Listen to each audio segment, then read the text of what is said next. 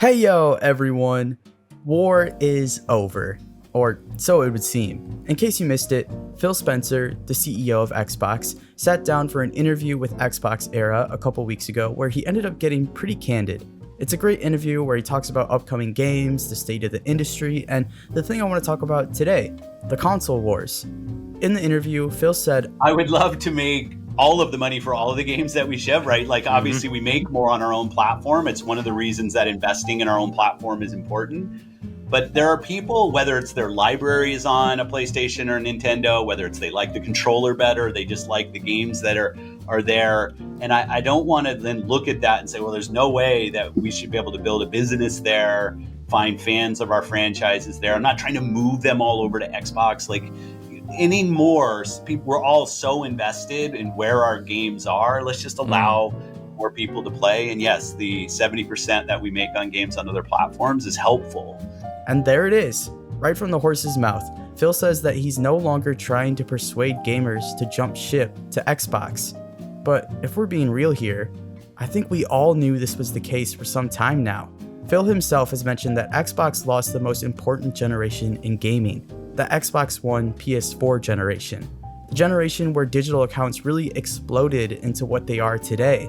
The generation that almost ensured that gamers would stick with that platform for the long run. So, if the console wars are truly over, who exactly won? Today, I want to talk about the console wars and, in particular, Sony, Microsoft, and Nintendo. If you enjoy the video, don't forget to leave a like and subscribe. Alright, let's get it. Alrighty, so let's talk about the console wars.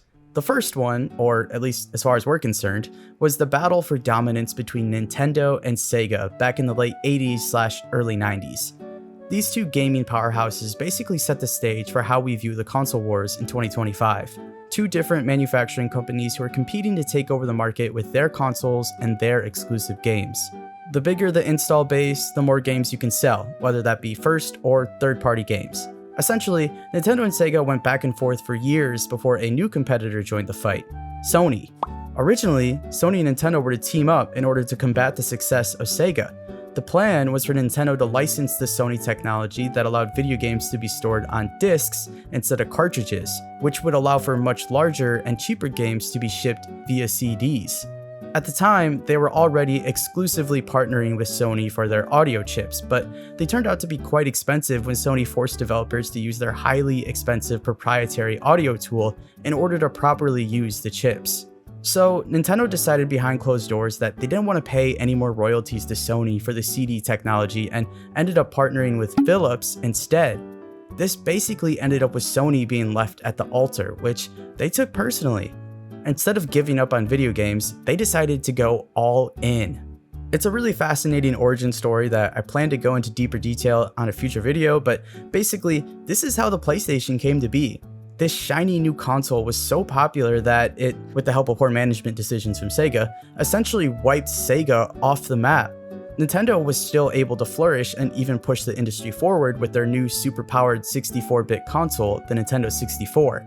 At this point, Sega was basically done with the console business, so that left Nintendo and Sony to duel it out until a new fighter joined the competition in 2001, Xbox. Microsoft's take on the home console market was to use their personal computer technology and refine it into the ultimate video game machine. Initially, the Xbox didn't sell very well, especially compared to Sony's PlayStation 2. The PS2 sold over 150 million units worldwide, while the Xbox didn't even crack 25 million, resulting in the first generation of Microsoft consoles as a net loss.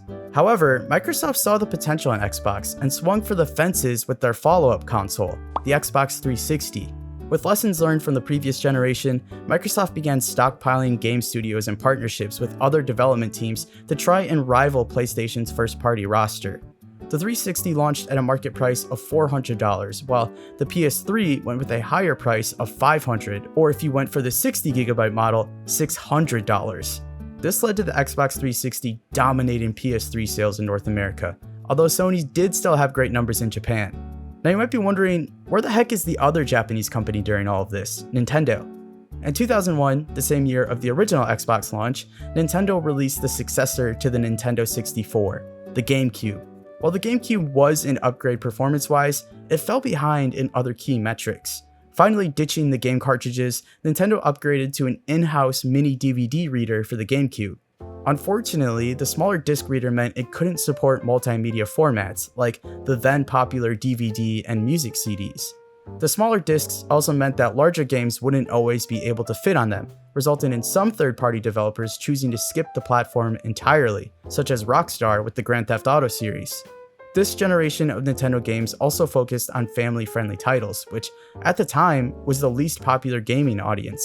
So even though the GameCube had some incredible games that were praised by fans and critics alike, the console sales fell way short of expectations. It eventually bounced back with the release of Resident Evil 4 and some major price drops on the console, but at that point, the next generation of consoles was ready to take the stage. Instead of beefing up their hardware to compete with the Xbox 360 and PS3, Nintendo decided to do things their own way. In 2006, the Nintendo Wii released to astronomical success. Yes, it was very underpowered compared to its peers, but it more than made up for it with its innovation in control scheme and broad appeal to the masses. Anyway, you all know about the Wii, so let's switch back to Xbox and PlayStation. After the success of the 360, Xbox was on top of the world. This confidence clearly went to their heads because they then went and completely fumbled the next generation, the Xbox One PS4 generation. Microsoft tried to pitch the Xbox One as a major multimedia console, something that you would place in your living room and use for all of your entertainment purposes. Gaming, TV, web browsing, Skype, etc.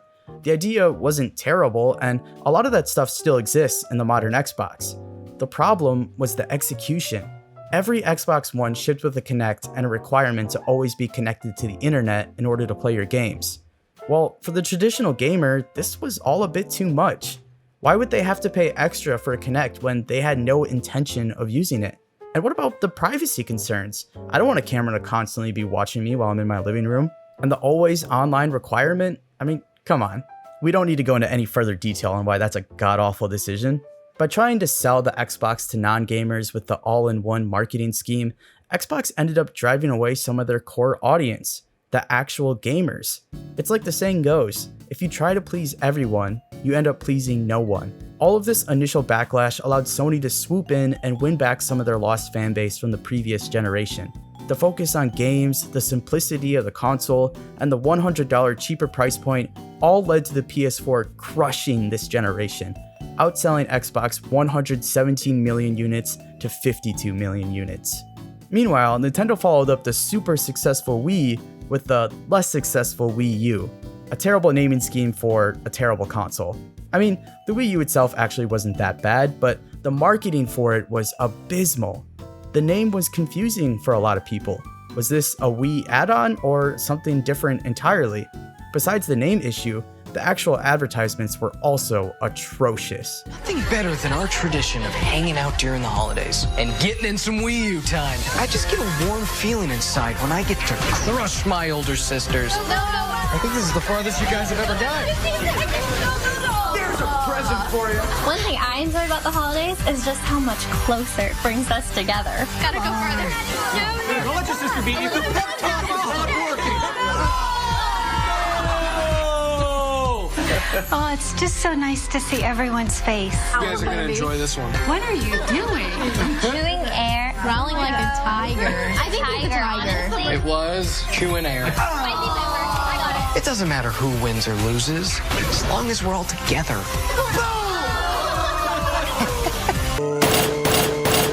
Yeah, no wonder no one bought this thing. The Wii U sales were so bad that it almost single-handedly bankrupted Nintendo. No one bought the console, which meant that not a lot of third-party developers wanted to put in the work for a port that only a small percentage of gamers would buy. On top of that, even the first-party Nintendo games, which were almost all great this generation, failed to make any sort of decent revenue because, like I said, no one bought a Wii U. Because of this, Nintendo quickly started development on their next console, codenamed NX. This of course ended up becoming the Switch, one of the best-selling consoles of all time, with a lifetime sales of over 150 million units and counting. Anyway, all of this culminated to where we are today, the 9th generation of gaming. Both PlayStation and Xbox released their consoles in 2020 to pretty good reviews. Unfortunately, sales numbers were initially down due to the supply chains being affected and scumbag scalpers buying up all the stock. With a low install base on this current generation, developers decided to continue support for the last gen consoles, stinting the growth for new games that actually made the most of this new tech. Today, in 2025, those numbers are finally getting back to normal, and we're getting some higher quality games as a result. I'm sure you're pretty up to date with all of this, but basically, PlayStation is still dominating this generation. Xbox is raking in the dough though through Game Pass and their new acquisitions such as Activision, and Nintendo is basically in a league of their own right now. So, all of that finally brings up the question: who won the console wars? As cheesy or corny as it might sound, I think that we did, the gamers. If you think about it, this is the best case scenario. All three of Nintendo, Xbox, and PlayStation have survived the console wars, while in years past, other companies haven't been as lucky. Now, if you're looking for a solid, concrete answer, then I'd probably say that PlayStation won, but I'm not quite sure it even really matters that much. They have incredible hardware sales numbers and a great first-party library, but it clearly has not been a complete win for the company. Otherwise, why would they start porting their games to PC?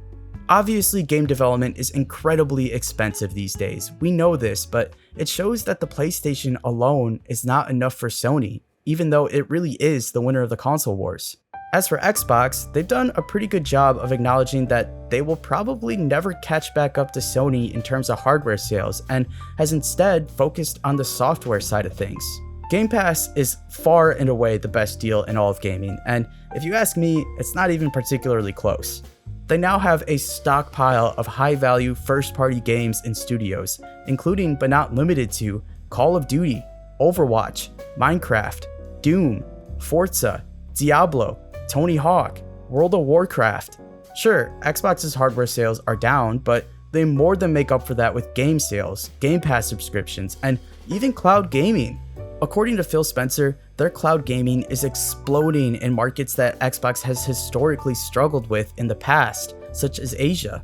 Phil says that we were never going to catch that person with our console, so let's find them in a way that works. It's better for Xbox. And no, this doesn't mean that Microsoft will stop producing Xboxes. Sure, the install base is quite a bit smaller than PlayStation, but it's still a large enough audience to rake in some cash, especially if people are using that console to subscribe to Game Pass or other Xbox services. Meanwhile, Nintendo went from almost going bankrupt and being bought out by Microsoft to reaching a level of success that they've never had before with the Switch. Dropping out of the console war might have been the single best decision the company has ever made. This new strategy, also known as the Blue Ocean strategy, has allowed Nintendo to basically compete in its own market with no competition other than itself. Because of that, Nintendo basically just releases whatever they want, whenever they want. Honestly, it really feels as if the only one who can stop Nintendo is themselves at this point. And yeah, it does sound like this is something that I believe Microsoft is now trying to replicate. So at the end of the day, the console wars are over, yet the big three remain standing. In some cases, they're better off than ever before. If Microsoft and Nintendo both truly decide to drop out of the console race against Sony and do their own thing, then it really appears as if all three juggernauts will have their own space to exist and flourish. On the one hand, this is great. It allows all three companies to exist, and gamers don't have to be as choosy about which games or consoles they play on. On the other hand, this could get ugly. I mean, we've seen throughout history what happens when a company gets complacent with their competition. The PS2 to PS3 era, the Xbox 360 to Xbox One era, the Wii to Wii U era. All of these companies found incredible success and then immediately screwed it up in the next generation. What does the next generation of gaming look like if Sony truly has no competition? Was the $700 PS5 Pro just the beginning? That's $300 more than the base all-digital PS5 at launch. Without any direct competition, who knows how bold Sony will be with the next PlayStation? To me, this is probably the only way Xbox could even get close to fighting back against Sony again. In the meantime, I think they're just going to have to keep their nose to the grindstone and continue to build their first-party catalog. If PlayStation screws up, then Xbox will be there and try and regain some ground. To me, there is one constant that has always dictated, and probably will continue to dictate, the console wars. It's not about the most powerful hardware or the most flashy games, it's about the price of admission to the average consumer. Can people afford your console? Can they afford your ecosystem? Can they afford your games? As long as you can get people to play your games, whether it be on your console or someone else's, then you'll be able to thrive in this industry. It really feels like moving forward in gaming, the what will be much more important than the where. But anyway, I want to hear from you guys. What do you think of the console wars? Do you think it's actually over? In your opinion, who won and why? Do you think we as gamers have reached a point of enlightenment where instead of fighting over consoles, we can just fight over games instead? I'd love to hear all of your thoughts down below in the comments. If you enjoyed the video, don't forget to leave a like and subscribe. It means a lot. I appreciate you guys as always, and I'll catch you in the next one.